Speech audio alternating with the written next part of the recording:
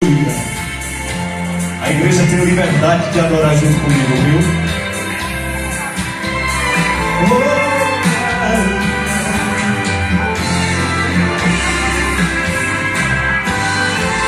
Há momentos na vida da gente que é preciso se humilhar, dobrar os joelhos calado para ouvir o Senhor falar.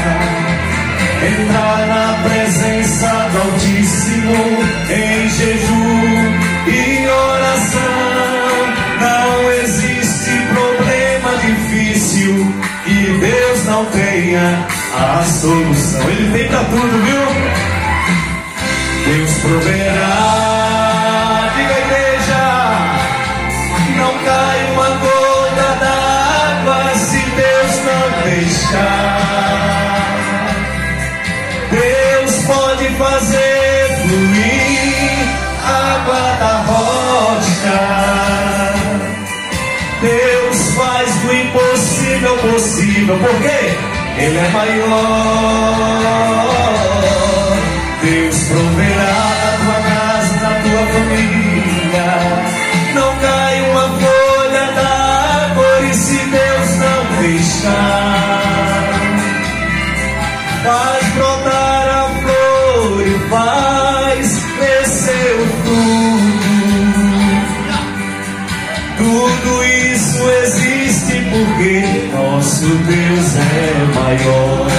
Deus vai prover, viu? Não sei qual é a tua espera, Ele é maior. Jesus é maior.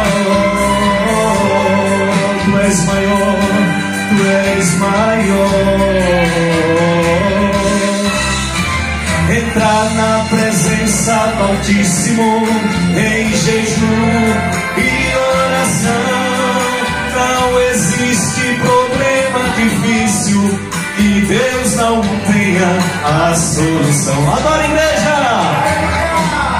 Deus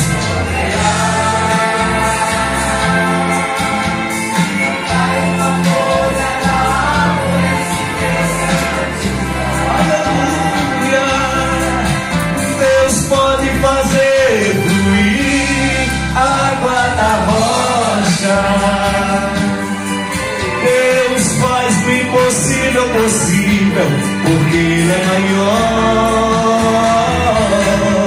Deus proverá. Não cai uma folha d'água se Deus não deixar. Faz brotar a flor e faz crescer o fruto. Por quê? Tudo isso existe porque nosso Deus é maior. Mais uma vez.